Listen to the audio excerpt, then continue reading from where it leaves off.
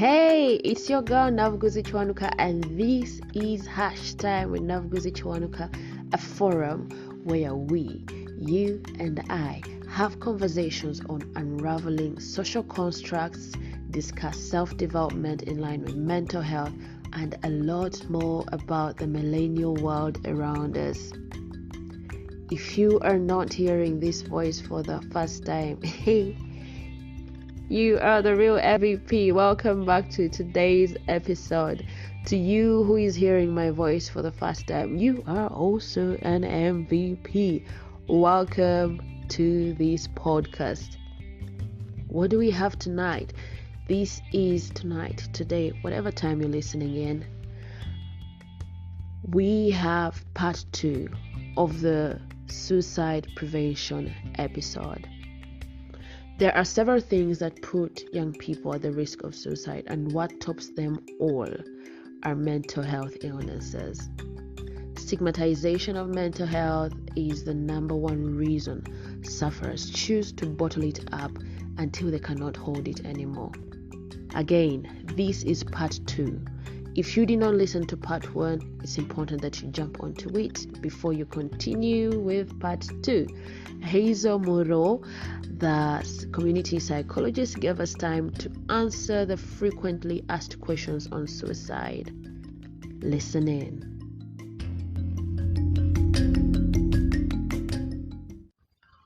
Alcohol abuse or drug abuse, does it increase the risk of dying by suicide? Okay, so the link between alcohol, drug abuse and misuse is there with suicide prevention. So like how we had not suicide prevention, death by suicide. Yes. I think I'm just excited to get to that part. Vent. Yeah. So the thing is, like how I've mentioned about how the warning signs and some of the things that let us know that someone may be struggling with suicidal thoughts. We did talk about how stressful life situations or like traumatic events or sudden stressful situations and events can be warning signs that someone may be contemplating death by suicide. Yeah. So I think that applies here with drug and alcohol abuse and misuse, because like I said, we're not mentally aware enough or at all, so people don't know the correct and the healthy coping skills and mechanisms to apply. And again, I know I keep saying this and I know people are not going to be happy. Please, you leave UG Coco alone, but dear, I'm not saying don't drink it, but like go slow. Uganda has a serious alcohol problem. We're using it as a coping mechanism and skill, and we're using it as a clutch and as an excuse. The working class, they're tired, spend the whole day in office, you're overwhelmed, then you have to run away from office because your boss will urge you more work. So you run away, you bump into jam. You say, I cannot sit in jam, I've been tired the whole day. You branch. Let me branch off to this bar. Nomad. What's the other one? Gardens or where? You start. So because we're using this unhealthy coping mechanism in order to deal with these, there is a link. Because you get to a point where now you are struggling with addiction. And then sometimes it may be classified as death by suicide, but it was like an accidental alcohol poisoning or accidental drug overdose. Because we can't really know. There's such thing as alcohol poisoning? Like poisoning? Yeah, I know that Ugandans, you people have you have defied science with your UG cocorism. I know you have defied science, but there is alcohol poisoning. Yes, but I know you people don't like me, but I will continue to tell you, go slow on the cocoa. Chill a bit. No one has said don't drink it. But pace yourself. Mpola. Enjoy one now and then and go home. Not every night the party. Me, I'm one of those people who is very happy the fact that they closed bars. You people are becoming too much. I want you people to live long and healthy lives. You are becoming too stubborn for me. Every night there's a party. you talked about the stressful work environments, and it's shot me to how people keep looking forward to Friday. Exactly. So, and it becomes a habit that every Friday I'm supposed to drink, shake off the stress. Exactly. But you're not actually shaking off this stress. And the thing is, shaking off the stress, going out, adventuring, traveling, partying, they can be a healthy coping mechanism if done in moderation and if done well for the right reason, not as an escape. Once in a while, we do need to get let loose, go and dance, go and have fun, go out with the girls, catch up, with the boys.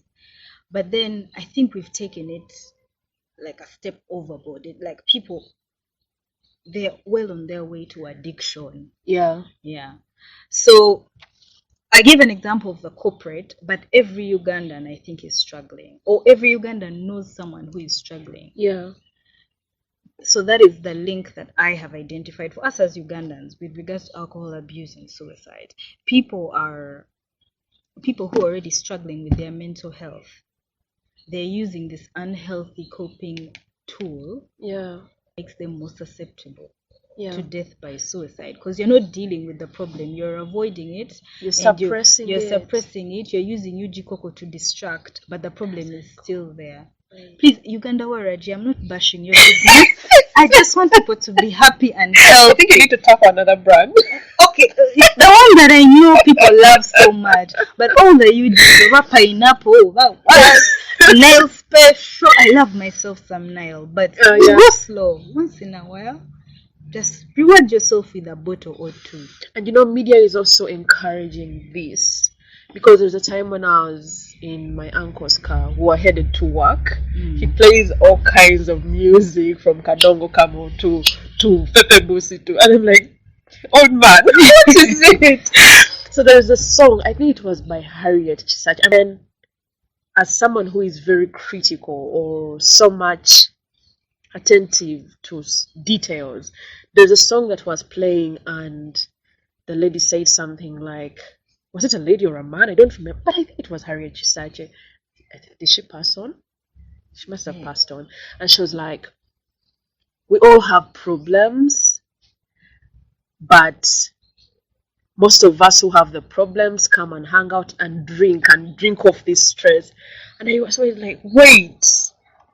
And actually, I spoke out my mind. I was like, because I call him daddy, I was like, why do people do this? Alcohol does not take away anything, because you keep going back. Then when it goes off your brain, you're back in the same situation. Exactly. It's like, why are they singing this? I mean, we love music, and why are they putting it out? And I keep asking myself things like, does the UCC go into, it's going, but I'm sort of encouraging UCC to censor our products, but can we look at the things that we're supposed to put out to society? But I feel like art, music, all these things, film, they're just a reflection of what's happening in society. It's not that they are sending out the message. She's singing about what's already happening and what she knows people relate to, because society is already drinking themselves silly. So she's not like the one who started the trend. No, it's already there. So she's singing about what people relate, and in the ballers, when they hear it, they'll shout the most on that part of the lyric, because it's already there. Because it's enabling them. They're like, it's enabling, it's justifying, and it's maybe glorifying, but it's not like she came up with this phenomenon and she sang about it, and now people have started drinking. No, it's already in society. She's singing what she sees.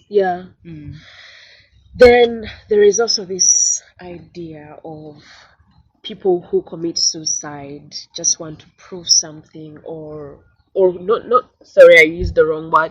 People who attempt suicide or die by suicide want to prove something, or they're just looking for sympathy, they're looking for attention, they are ungrateful, all those things. Does it, I feel like I shouldn't even be asking this, but this is something that has to be answered, so for people to get mentally aware. Yeah. These people that die by suicide, are they looking for sympathy? Are they looking for attention? So they're not. Yeah. Both from a professional and a personal level, they are not looking. However, I would like to also kind of let's rationalize, let's think about this statement. Yeah. Someone who is attempting suicide or attempted suicide is looking for sympathy or attention or whatever reason you've come up for. Yeah. Don't you think that also is just a sign of a problem? Why are they using such a extreme, lethal method to get this attention? Don't you think that just also, if we are going with the argument that they are just attention seekers, don't you think this is a sign that there's a big problem? Yeah. Shouldn't you then take it seriously instead of intensifying their feelings of worthlessness with your ridiculous statement? The part of worthlessness. I like, that's why I take as many social media breaks as I can, because sometimes I'm just overwhelmed with the ignorant rhetoric surrounding suicide and clinical depression. Yeah. There's this one that people love saying, what is it? They love saying, suicide does not overend your life, it overends the happiness of those who love you.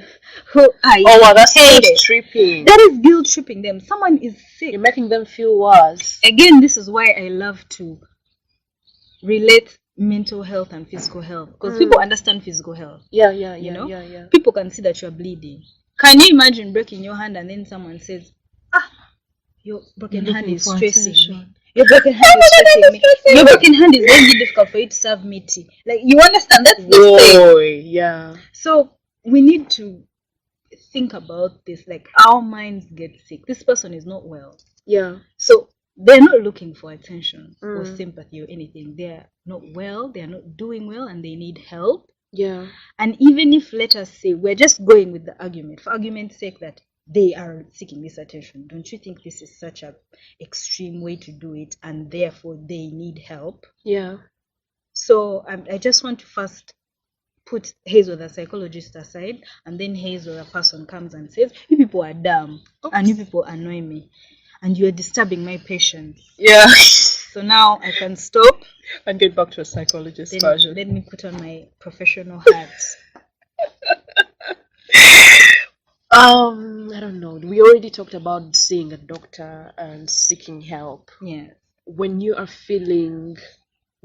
If there is someone who is feeling suicidal, who is thinking about dying by suicide, is there something they can do to help ease the symptoms? You see, it's just like how we talk about flu, and they say, you may not necessarily take medication, increase your intake on vitamin C, fluids, do this, and then it actually goes away. You feel much better. Yeah. So is that something like more of like self-help tips? Yeah.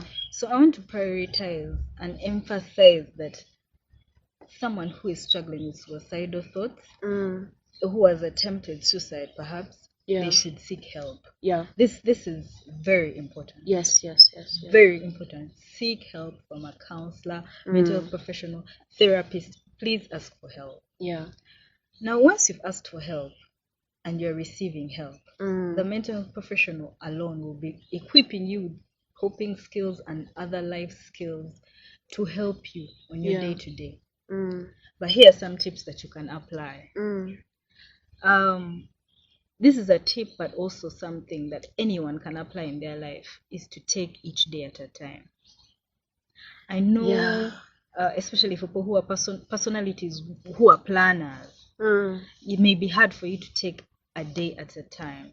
And I know today is Sunday, but you already have a program for Wednesday. But I would love to urge you to take Sunday. Today is Sunday. Yeah. We're in Sunday right now. What are we going to do on Sunday?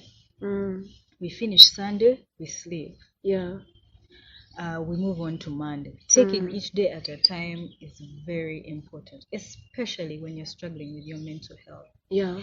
Because, again, relating to physical health. Yeah. When you are sick, you have malaria, and they've given you a dose, and it's for 4 days. You take the medicine 1 day at a time. You don't just swallow all the pills. You don't take all the... Are they 12? Oh, please, I don't know. I don't know suffering. Anyway, They're so like 6. you You don't want to talk about them. Yeah. Me, I'm in team injection, but I let them give me the injection. Really? I go home. But even the injections, it's not a one day thing. Exactly. You keep so going. you take it today, no matter dose ya lero. Yeah. Tomorrow, and in the meantime, if we were younger when you'd get sick, our moms and dads or whoever older sibling was looking after us, before you take medicine, they tell you jango, Yeah. you understand? So in this case, the medicine is therapy. Yeah. The eating are these coping skills. Yeah. So they say, come and eat. You eat, then you swallow medicine. They say, "Quite on your juice, nywa." Then you feel like you've drunk a lot, your tummy is full. But then they say, "Neda, you have to finish this cup. You have to finish this jug, finish this." Then they let you take a nap. You rest your head. Then after you wake up, they say, drink this. You understand? Then they give you fruits. For those of us who are sick, for me when I was sick, my mom would let me indulge. She would say, when you come from the hospital and they've injected you, what do you want to eat? Chicken. But I know that thing. Exactly. They always ask, so they allow you to indulge because it lifts your spirit. Oh, yeah. So that's the same with mental health. I'd love to relate that. The medication they're giving you, the coatam or quinine or whatever it is, as we are quinine generation, I don't know what the kids are taking nowadays. So the medication in this case is therapy. Yeah. Eating right, having a good intake of water and juice and other fluids and fruits. Those are the coping skills that the therapist will equip you with to deal with stress and to handle each day as it comes.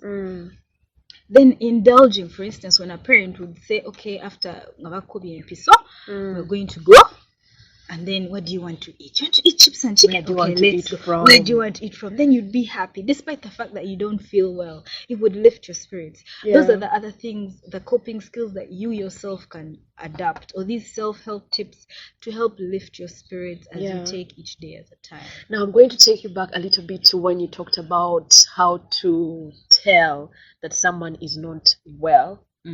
When you talked about chips, it took me back to when I was about 8 or 7 before I joined boarding school. There's a time when I was sick. Okay, sometimes I used sickness to run away from something. So I left school that day. I was still in day school. I left school. I went home. I went to mom's workplace because you just crossed the road. I went to mom's workplace and I was telling her that I'm sick. I am a chips eater at that age. Like, you would wake me up from sleep. Would you want chips?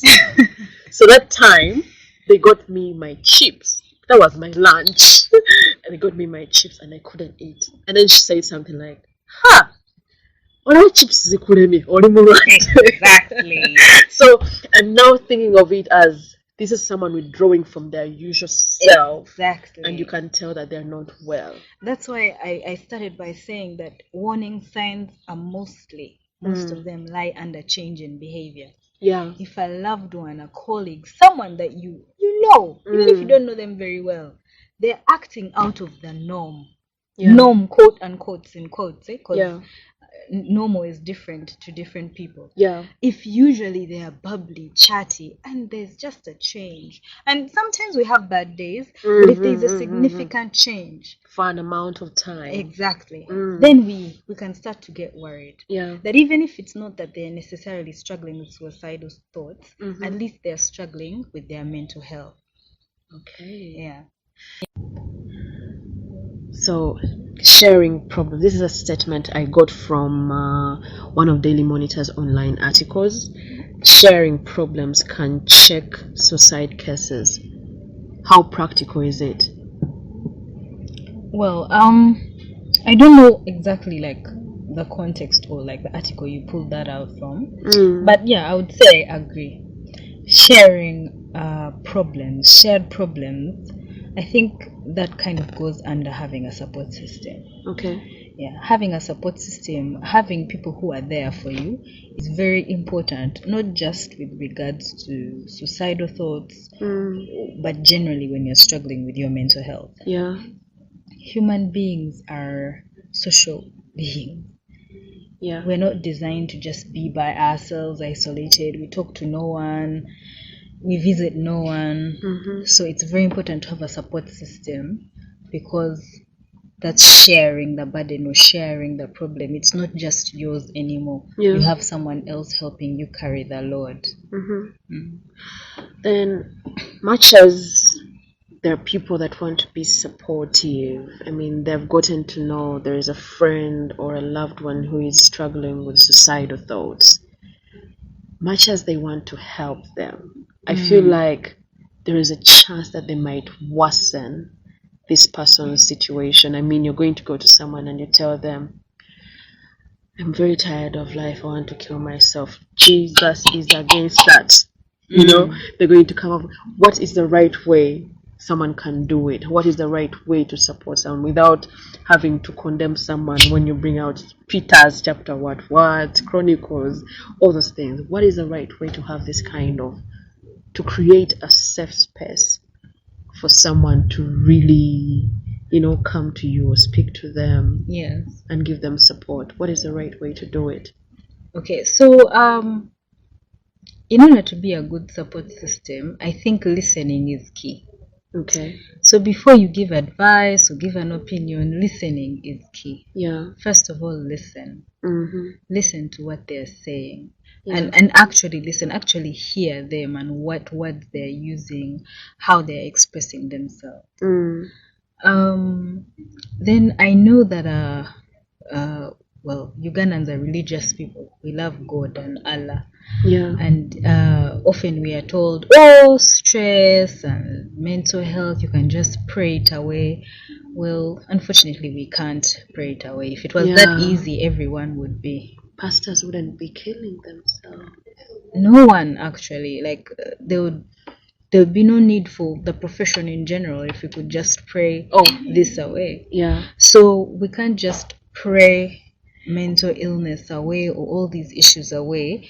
We need to be aware that prayer is important and it's healthy and it's helpful, it works, but alongside treatment, alongside help. Because if someone breaks their arm, we're not going to pray away the broken bone and what. No, we take him to a doctor, they'll probably get a cast, they get painkillers as you pray for their recovery. So that's the same here. Okay.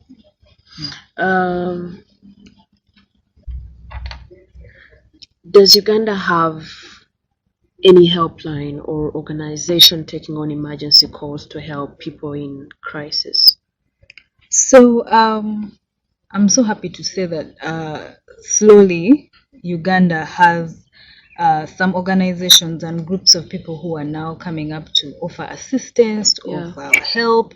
You know, they are creating awareness with regards to mental health and mental health issues. Mentally Aware Uganda, Mindful Conversations, one of them. There's so many. There's Strong Minds, there's Heart-to-Heart Spaces, there's the Ugandan Sanctuary. And also, I've come to realize that so many of the hospitals, be them government or private hospitals, they now offer these counseling and therapy services. They do. Government? Yes, hospitals? They do. You can ask, do you have a counselor? They do have someone. Yeah, so people are starting to take it seriously, and you can reach out and get help. And then also online services are many. For instance, us, Mindful Conversations, we're mostly online. Heart-to-Heart Spaces does a lot of work online. So we are slowly but steadily getting to that point in Uganda where we are taking our mental health seriously. There are places you can reach out to for help. But we're not there yet. You know, we don't have a nationwide hotline yet. I don't know about people in more rural areas, if there are places they can go to. But at least for most cities or more urban towns, there are places to reach out to. But I would advise, if you don't know where to begin for the start, try the hospital you go to. Just try, because at least even if you talk to a general physician, he knows someone who knows someone. Okay, now we're getting on to the myths surrounding suicide. 1, suicide is not very common. That is a myth. Suicide is quite common. I think just because something isn't talked about or you haven't seen something, it doesn't mean that it's not there. Yeah. So suicide is quite common, and I know here in our Ugandan setting, we're very hush about some things and some topics. Yeah, like we don't want to talk about. We don't want to talk about them, but I think it's important that we start to.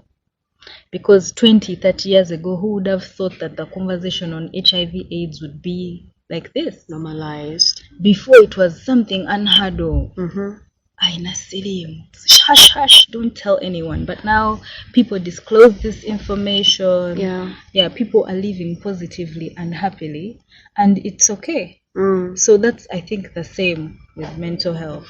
And I was surprised when I looked at World Health Organization statistics talking about how people die by suicide every 40 seconds. Oh, yes. It's like every 40 seconds. It's like less than a minute. It's less than a minute. Then thinking about suicide is not very common. You mean suicidal thoughts or thinking about? Suicidal thoughts are more common than we think, actually.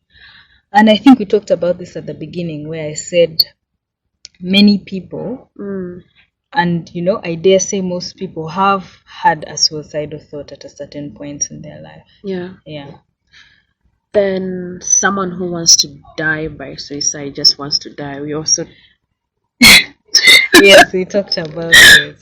Yeah, so people who want to die by suicide, yeah, they want to die. They're fed up. You know, it's not something that they aspire to, but unfortunately, due to circumstance, they're sick, so they're not attention seeking or anything like that. They just need help, and yeah. So is it more like they're using it as an escape route? Yes.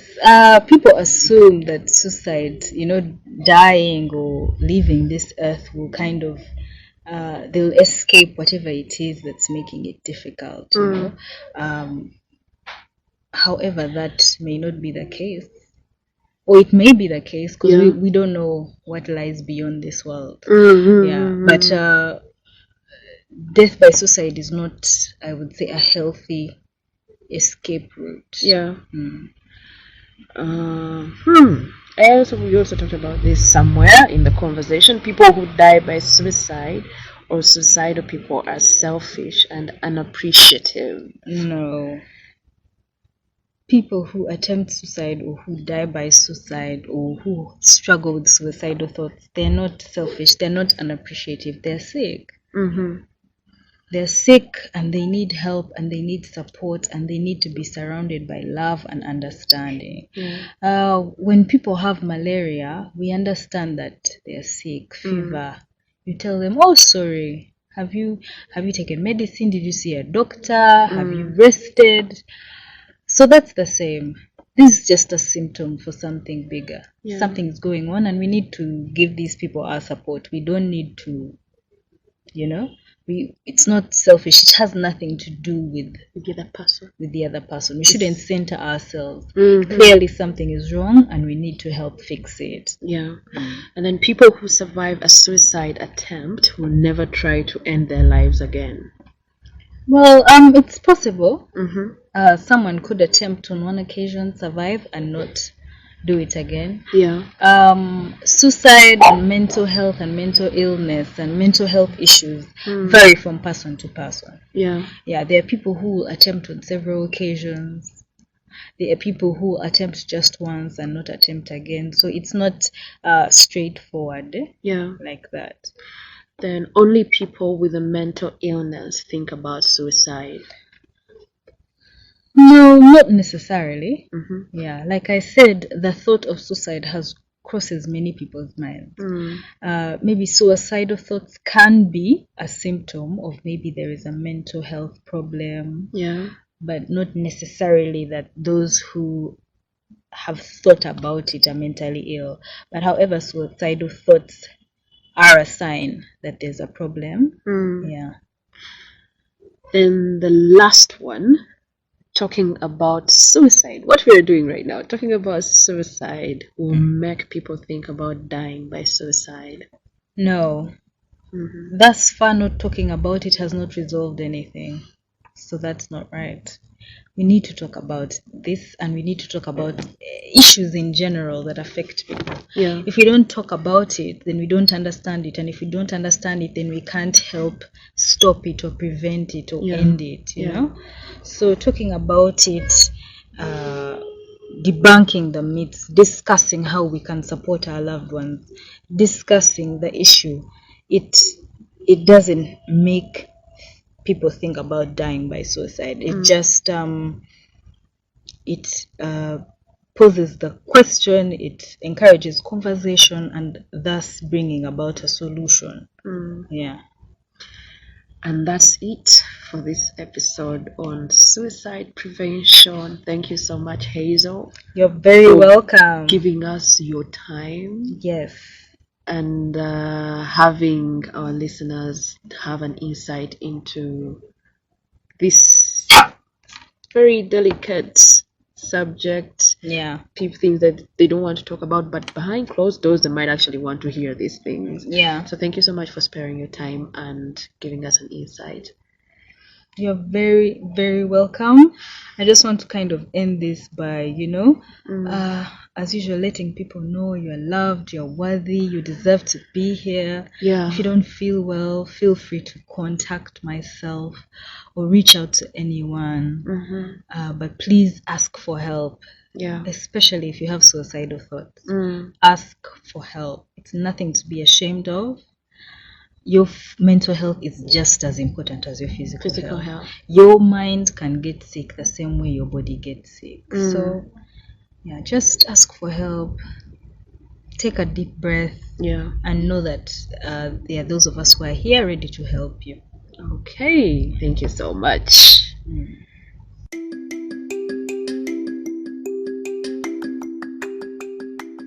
You have come to the end of part 2 of the suicide prevention episode.